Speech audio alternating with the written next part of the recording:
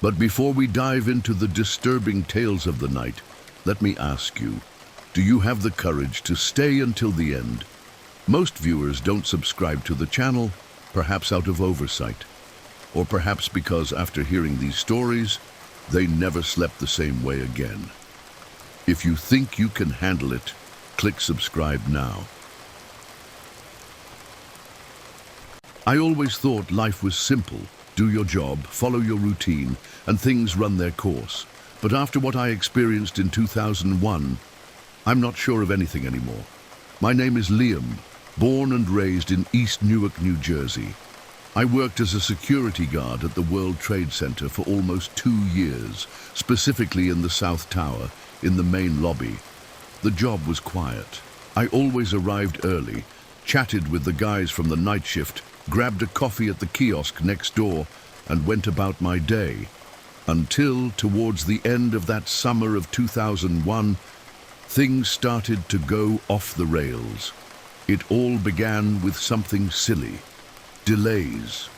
I've always been punctual, almost obsessed with schedules, the kind of guy who shows up 20 minutes early just to be safe. But suddenly, 2 weeks before the attacks, I started to get late for no reason. First, it was a problem with the alarm clock. I don't remember turning it off, but when I woke up, it was already late. That morning, I got a mild scolding from my supervisor. Nothing major. But what bothered me was the dream I had the night before. I woke up in a cold sweat, like I was suffocating. The only thing I remembered was a dark smoke, very thick, and screams in the background. I tried to forget it, blamed it on exhaustion. 2 days later, it happened again. Only this time it was worse. I woke up completely drained, as if I'd spent the night running. The dream was more vivid. Fire, dust, pieces of something falling from the sky, and people, many people, crying and running aimlessly. My wife noticed my state. She said I looked like I had seen a ghost. That day, everything went wrong to make me late. Inexplicable traffic, detours, roadblocks. I, who always hated delays, started to have the strange feeling that maybe it was on purpose, as if something or someone was preventing me from arriving early. When I finally arrived, I was informed that because of my recent absences, my shift would be changed. I would have to cover the night shift on September 10th and continue until the morning of the 11th. I didn't like it, of course. My wife and I had plans for the 10th, but something inside me told me not to argue. On the night of the 10th, she prepared a light dinner for me to take. Before I left, she gave me a tight hug, tighter than usual, as if she knew. The shift started quietly. We did the usual checks, talked to pass the time, until around 3 in the morning, something caught our attention on the cameras. On the camera on the 95th floor, we clearly saw a figure walking down the hallway. It was a shadow, solid, dressed in black. But that floor was empty at that hour. We went to check the records. No movement registered. When we decided to send someone to investigate, the figure disappeared. A short time later, near 4 in the morning, a man appeared outside the building. He looked like one of those street preachers, disheveled beard, distant gaze. He held up a piece of cardboard and pressed it against the glass. We couldn't read everything, but the words I could make out were, "The end is near." Before we could go out to approach him, he simply vanished into the crowd. That early morning, an uncomfortable feeling accompanied me. That same anguish in my chest, like an invisible weight, pressing hard. I thought it was just the long shift, the insomnia, maybe my subconscious playing tricks. But looking back, it wasn't just that. It was a warning. The dawn of the 11th seemed strange. The sky was clear, the flow of people was starting normally, and the city was following its fast pace, but I couldn't shake that weight in my stomach. Around 7 a.m., the employees started to enter the building. I exchanged a few words with colleagues in the lobby and decided to cross the street to get something to eat. My shift partner stayed at the post, no problem.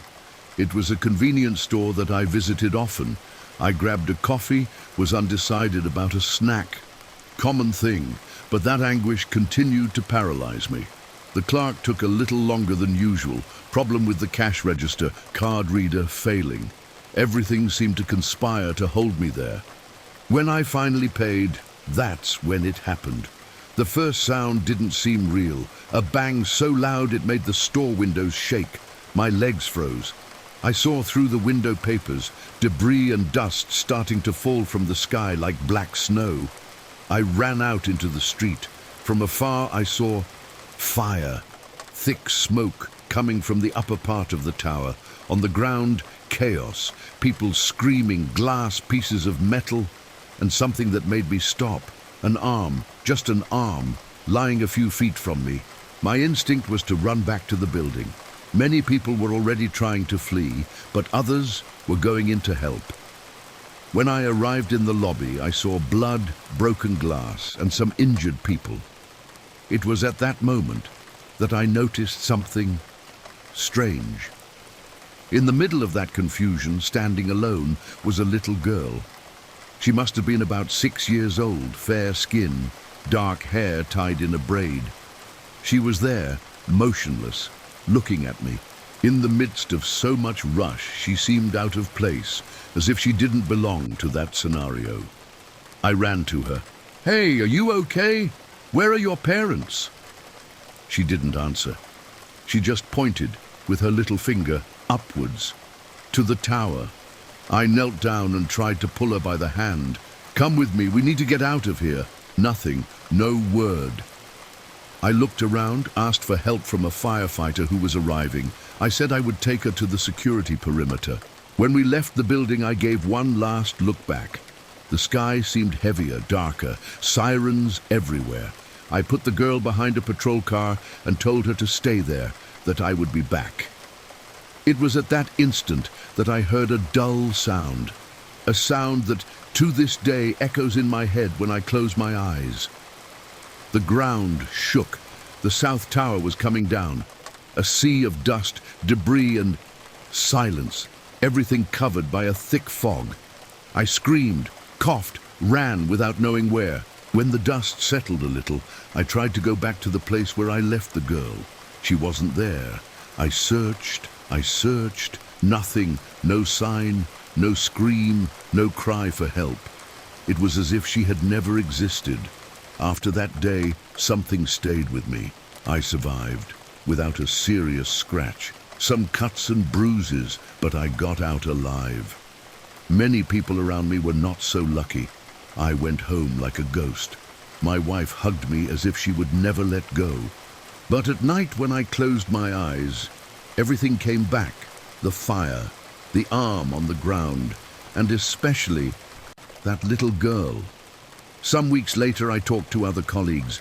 Nobody remembered her. No record, no missing child with that description. Once, in a moment of despair, I went to a church, something I never did. I told a priest about her. He looked at me seriously, and after a strange silence said, "Sometimes angels appear in disguise, not to save everyone, but to bring a message." Since then, I've been trying to understand what that message was. But maybe it's not meant to be understood. Maybe it's just to remember that there are things that escape logic, that there are times when the world cracks, and something beyond our reach lurks through the cracks. I've never been a very religious or mystical person. I've always tried to explain things with logic, science, cause and effect.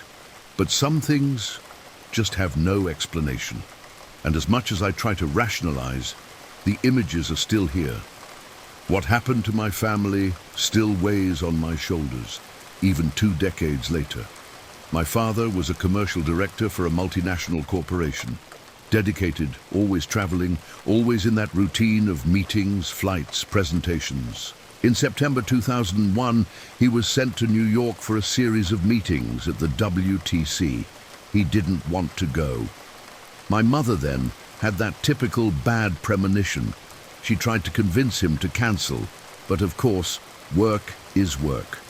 The night before the trip, my parents decided to have dinner out, one of those special places in Chicago that they only went to on important dates. When they returned, my mother asked me to take the dinner photos to get developed. Yes, film camera, the 2000s. I didn't pay much attention at the time.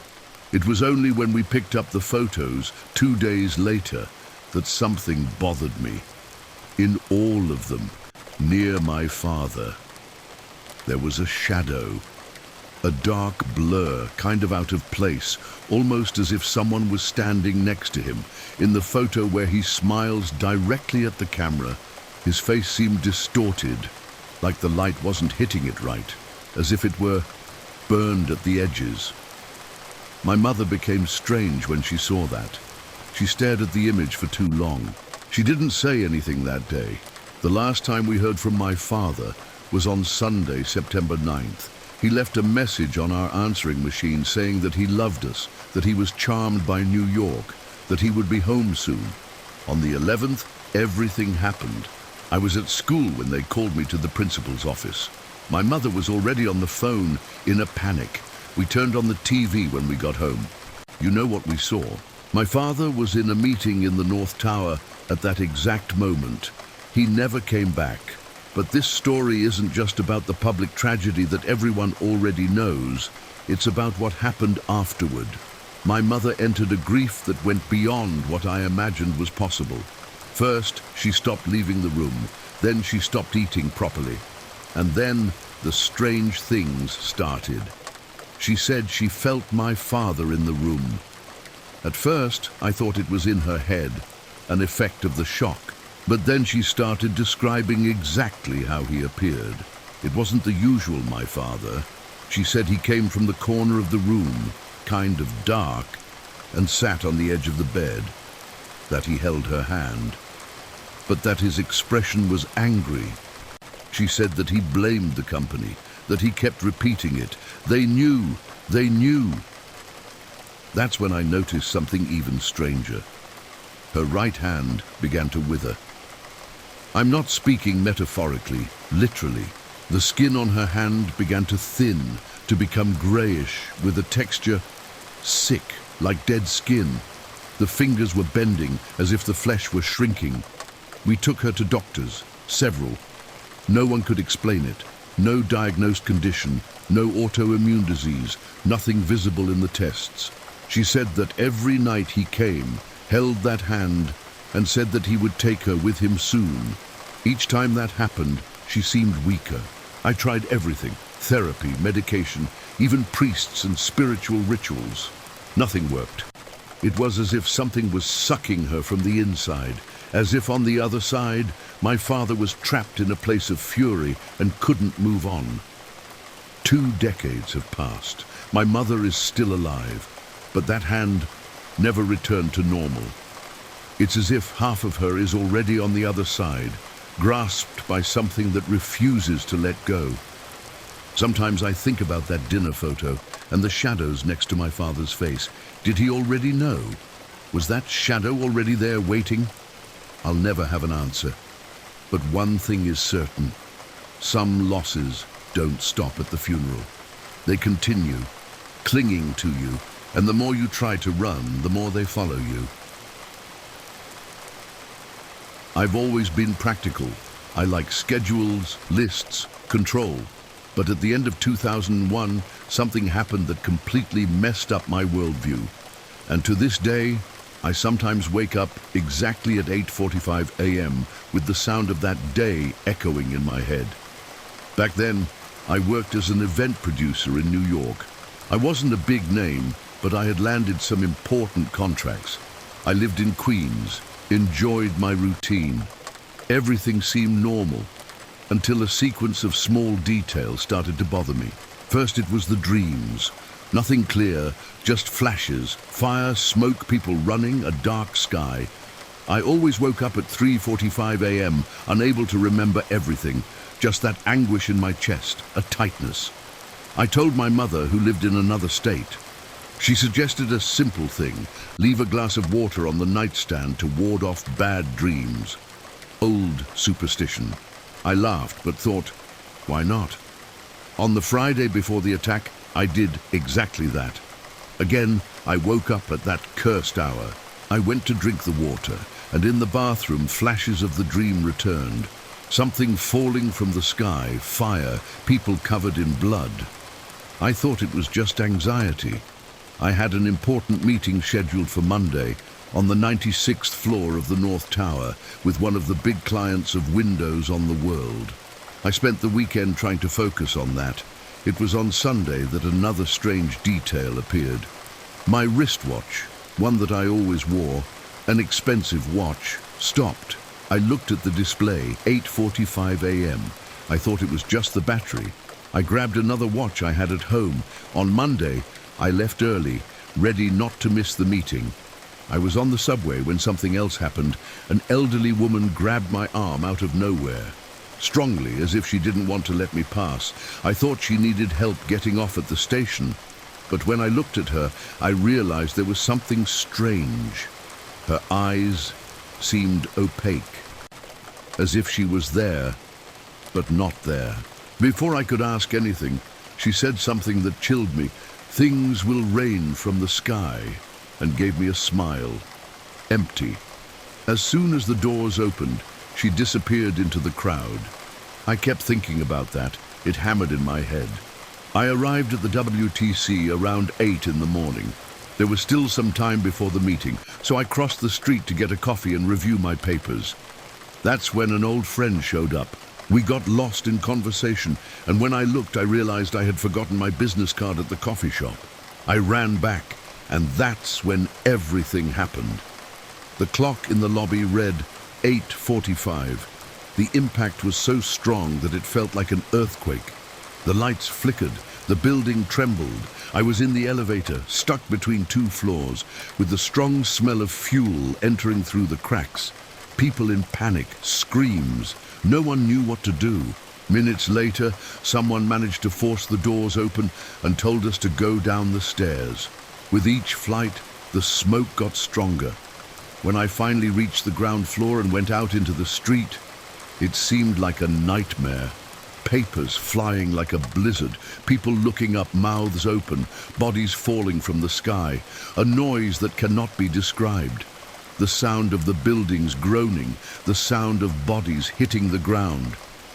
I only remember running without thinking, until someone, a photographer I think, pulled me and hid me behind a car. Seconds later, the tower began to collapse. The cloud of dust swallowed everything.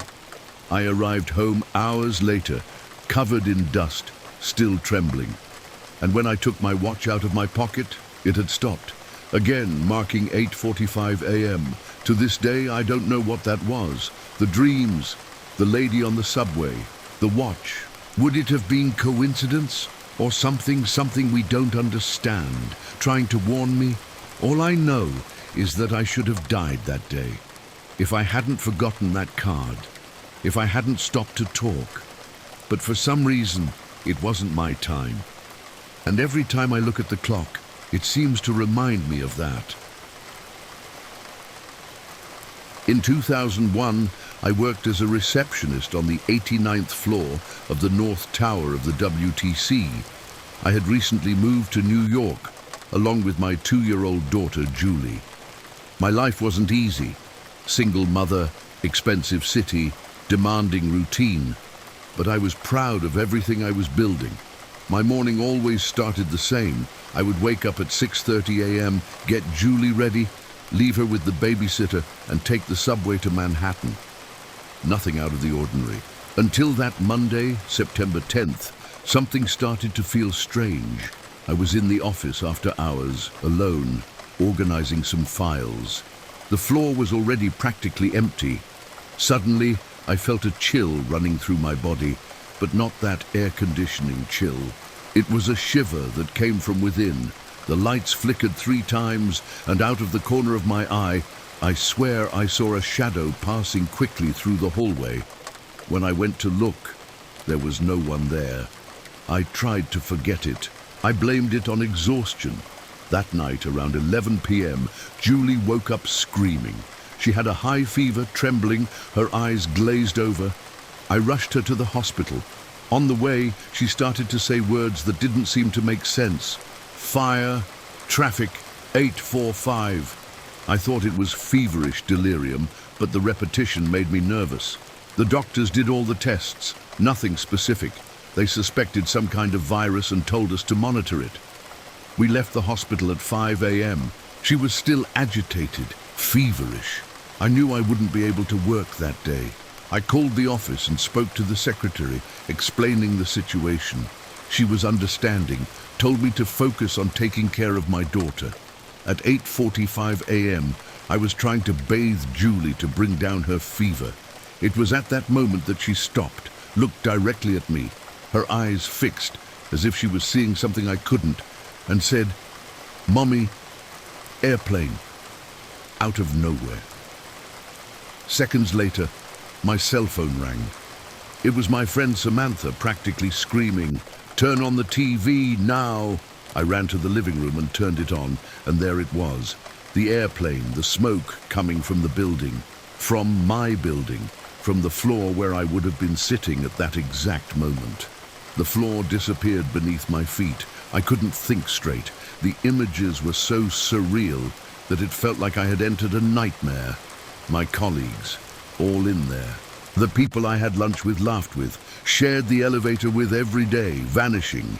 In the following days, while the whole world tried to process it, I could only think about one thing: Julie, the unexplained fever, those words, and the detail that haunts me the most to this day.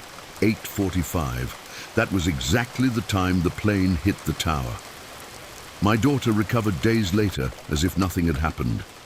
She never remembered what she said that morning. I, on the other hand, have never been able to forget. Some people believe in angels, omens, destiny. I don't know what I believe in anymore. I only know that that morning, something beyond logic held me at home. Something that took me out of that tower and left me here to tell this story. There are certain things that even after years, we simply can't explain.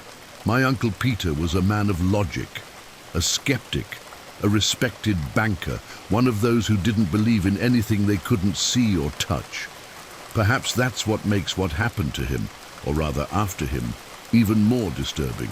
He worked on the 92nd floor of the South Tower at the WTC. Morgan Stanley.